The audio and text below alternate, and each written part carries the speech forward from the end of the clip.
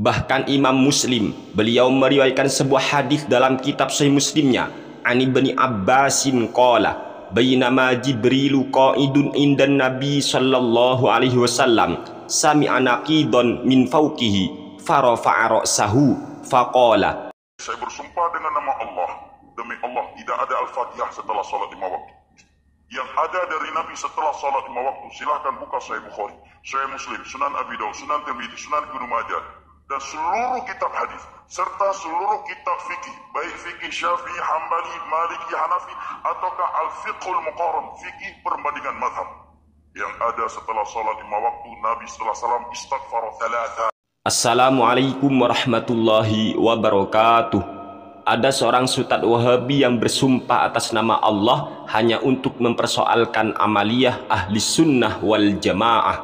Ustadz Wahabi tersebut, dia pernah berdusta atas nama Imam An-Nawawi dalam kitab beliau yang bernama Al-Majmu' Syarhul Muhadzab. Siapakah dia?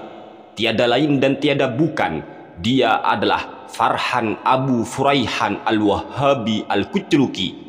Dalam salah satu video yang sudah beredar di YouTube, Farhan Abu Furaihan Al-Wahhabi, dia berkata, saya bersumpah dengan nama Allah, demi Allah tidak ada pembacaan surat Al-Fatihah setelah selesai sholat 5 waktu.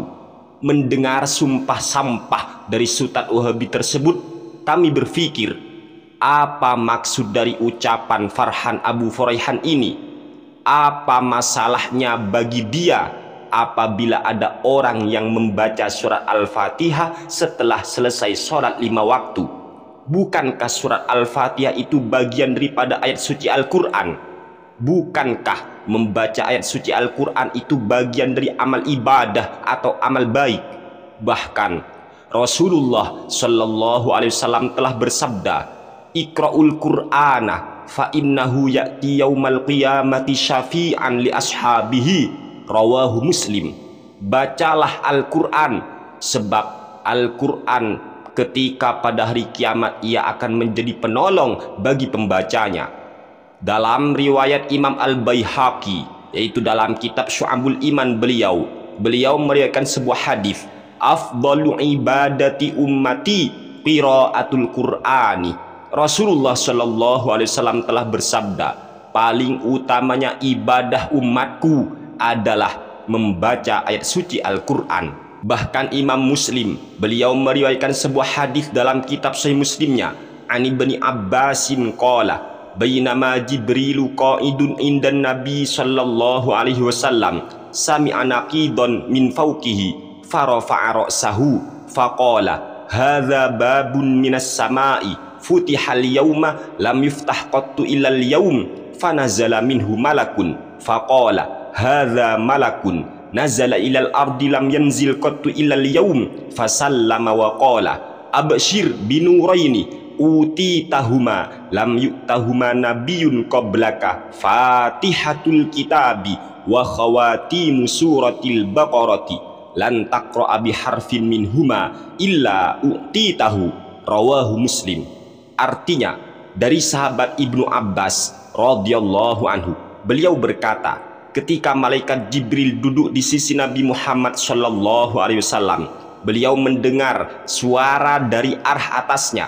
Kemudian beliau mengangkat kepalanya seraya berkata, ini pintu langit yang tidak pernah dibuka kecuali pada hari ini saja.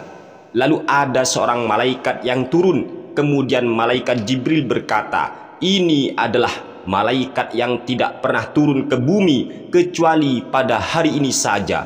Lalu malaikat tersebut mengucapkan salam dan berkata, berilah kabar gembira dengan 2 cahaya yang diberikan kepadamu, yang mana 2 cahaya itu tidak pernah diberikan kepada nabi yang sebelummu.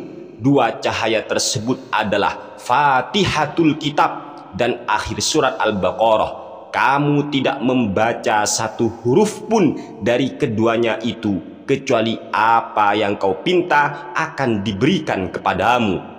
Dari beberapa hadis yang telah kami bacakan tersebut, jelaslah bagi kita semua bahwa membaca Al-Quran itu adalah amal baik yang tidak akan ada orang yang akan melarangnya, kecuali orang tersebut pikirannya sudah rusak dan otaknya sudah tidak berfungsi lagi.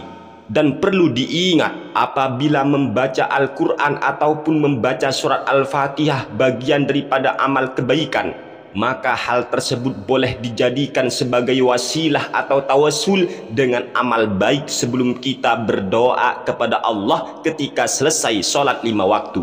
Sedangkan bertawassul dengan amal baik seperti membaca Al-Quran ataupun seperti membaca surat Al-Fatihah, itu hukumnya boleh menurut kesepakatan para ulama. Oleh sebab itulah sangat mengherankan sekali apabila Farhan Abu Furaihan Al-Wahabi Al-Kuchruki itu dia mempersoalkan orang Islam yang membaca surat Al-Fatihah setelah selesai sholat 5 waktu. Sedangkan Farhan Abu Furaihan Al-Wahabi itu dia tidak mempersoalkan orang yang membaca SMS, orang yang membaca WA, orang yang membaca surat kabar dan lain sebagainya setelah selesai sholat 5 waktu. Kenapa Ustadz Wahabi diam ketika ada orang yang selesai sholat langsung buka HP? Kenapa Ustadz Wahabi diam ketika melihat orang yang setelah selesai sholat dia langsung mangkat kerja, setelah sholat langsung dia nonton YouTube, setelah sholat dia langsung makan, setelah sholat dia langsung menuduh bid'ah? Kenapa Ustadz Wahabi diam dengan semua itu?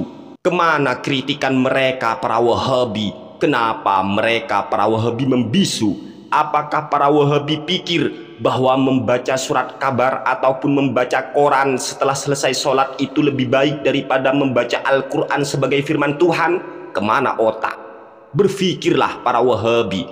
Selesai sholat kita makan boleh, selesai sholat kita minum boleh, selesai sholat kita membaca koran boleh. Maka heran ketika kalian para Wahabi melarang orang, mempersoalkan orang yang setelah selesai sholat langsung membaca Al-Fatihah, yang mana Al-Fatihah itu bagian daripada ayat suci Al-Quran, firman Allah Subhanahu wa Ta'ala. Fungsikanlah otak. Afala ta'qilun, afala ta'qilun, afala ta'qilun. Semoga Allah memberikan kalian hidayah kembali ke ajaran ahli sunnah wal jamaah. Sekian, terima kasih dari kami. Wassalamualaikum warahmatullahi wabarakatuh.